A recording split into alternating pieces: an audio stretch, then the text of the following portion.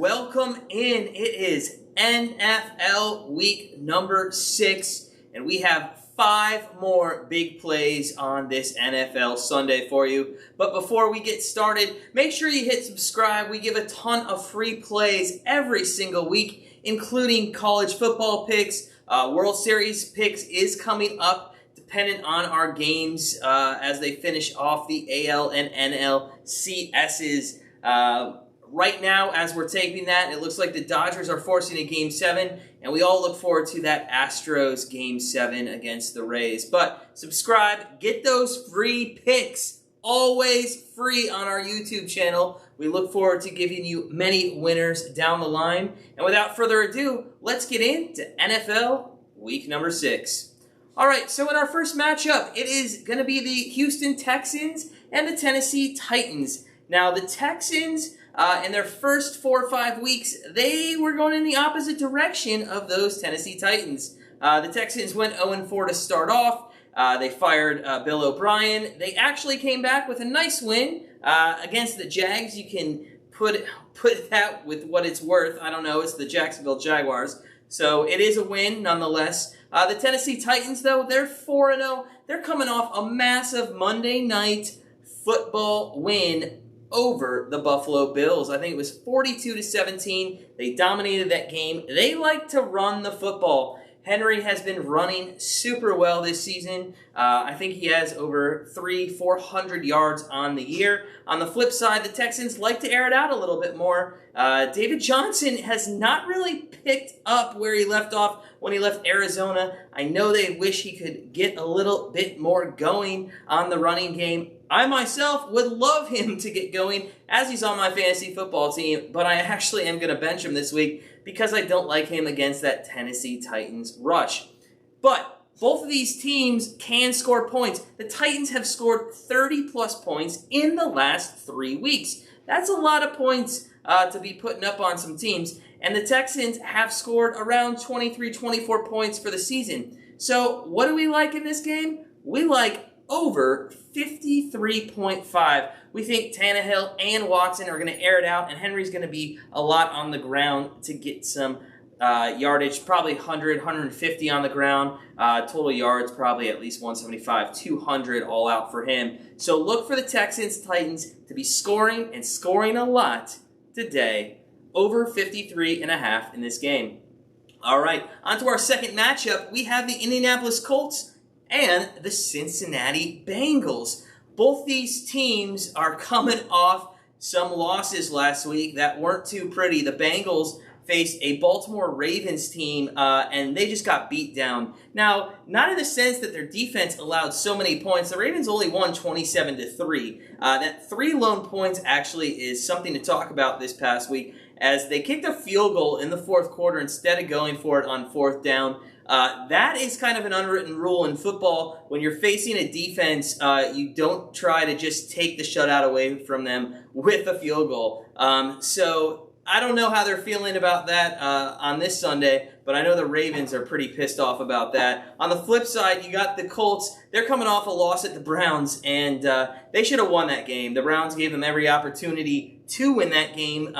They had a couple interceptions. They had a kickoff return for a touchdown. Their offense just could not put anything together. Phillip Rivers looks like Phillip Rivers. This guy cannot do anything no matter where he's at.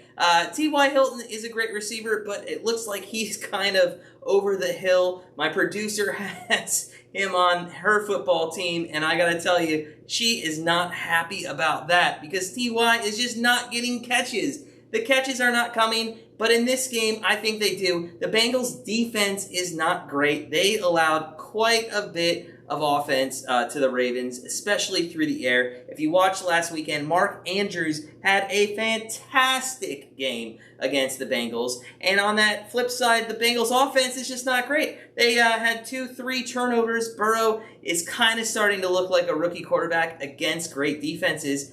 So we like the Colts to probably score a lot of points here. Now, with that said, the Colts give up 23 points a game. So Burrow might have a decent game. He doesn't have to have an exceptional game, but he's going to have a decent game. He'll put up 17, 21 points. And if the Colts, get around 24-28, that is going to give us our play. Jonathan Taylor is going to rush against these Cincinnati Bengals all game long. They don't have a great rush defense. Lamar Jackson, he didn't choose to rush. He just chose to pass last week, and that allowed Cincinnati to look like they had a good rush defense, but they don't have one. And Jonathan Taylor is going to have a coming-out party this week at Cincinnati, and they're both going to score a ton of points. So look for the Colts and the Bengals to go over 46.5. All right, now pick number 3. Oh, I hate to do this. This is the first time this year I'm going to do this, but my Browns are playing the Steelers, and that is a huge rivalry game, and they're going to lose. They're going to lose by -3.5. We are going to take the Steelers in this matchup. Steelers are 4-0. They look great. Chase Claypool, coming out of the University of Notre Dame, is everything he was at Notre Dame and more, with 4 touchdowns last week. This guy is just unreal.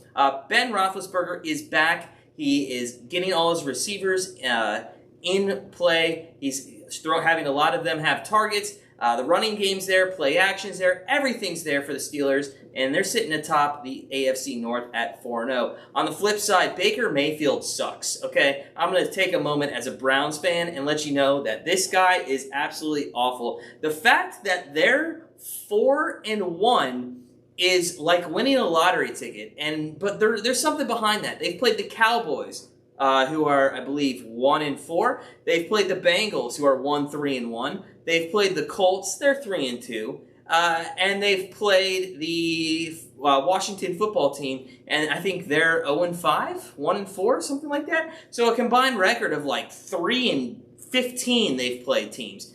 This team, the Steelers, they're too good. The only loss the Browns have was against the Ravens, who, again, are a good football team. Baker Mayfield doesn't know how to throw a pass to save his life. This guy throws 4 feet over his receivers any chance he gets.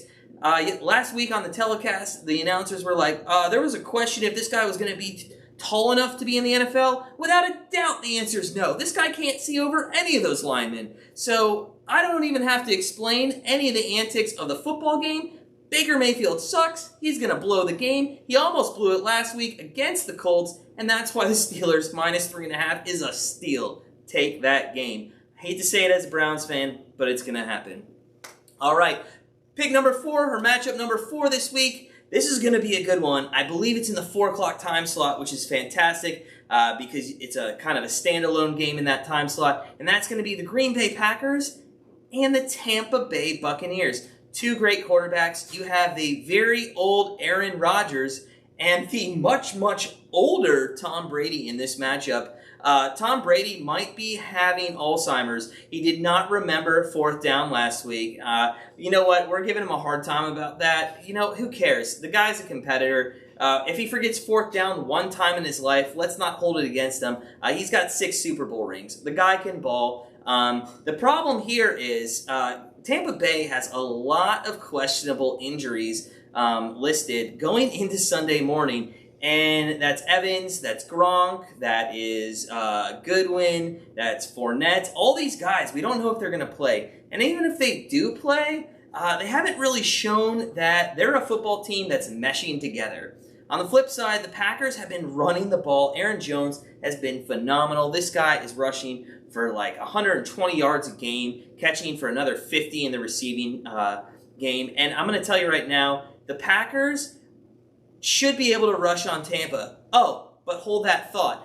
Tampa is the #1 rushing defense. So this looks like it's going to be a kind of a shootout. Looks like the rushing games might not start out the way they want for the Packers and the Bucs, and they might all just throw passes. Tom Brady might throw 35, Aaron Rodgers might throw for 45, and it just might be a passing game the entire way. And if that's the case, we have the Packers winning.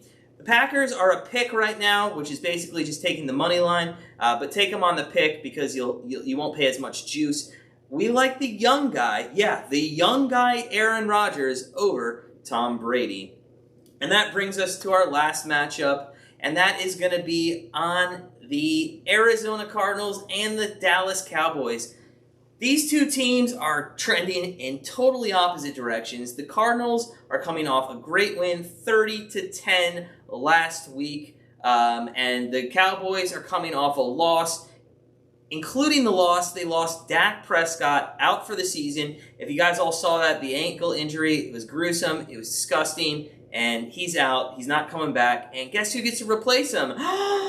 Andy Dalton. Yeah, Andy Dalton.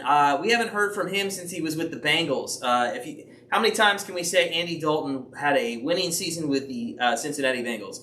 0 times. This guy is not good. Now, he's going to be hyped. He got to play a little at the end of the game last week against the Giants. So he's going to be hyped. I think Dallas is going to get around him. They're going to play hard for him.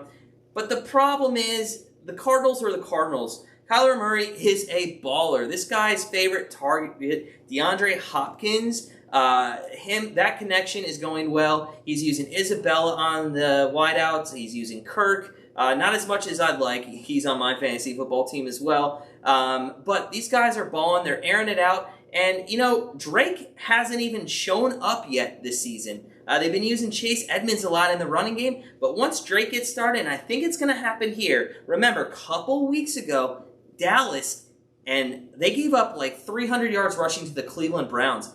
And it wasn't even to Chubb. They used Hilliard, they used Johnson, they used Kareem Hunt. They can give up some rushing yards. So look for Drake and Edmonds to have massive days, and then Kyler Murray to air it out on some play action when he needs to. And the line's only at -1 on the Cardinals. That is so low. We're going to take the Arizona Cardinals -1.5.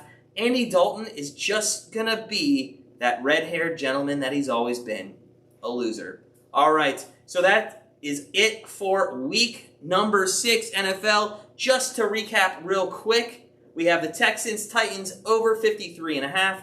We have the Colts, Bengals over 46.5. We have the Steelers -3.5. We have the Packers at a pick, or take them on the money line, but that pick's going to save you some juice. And lastly, we have those Arizona Cardinals, Kyler Murray and company, beating the Cowboys by 1.5.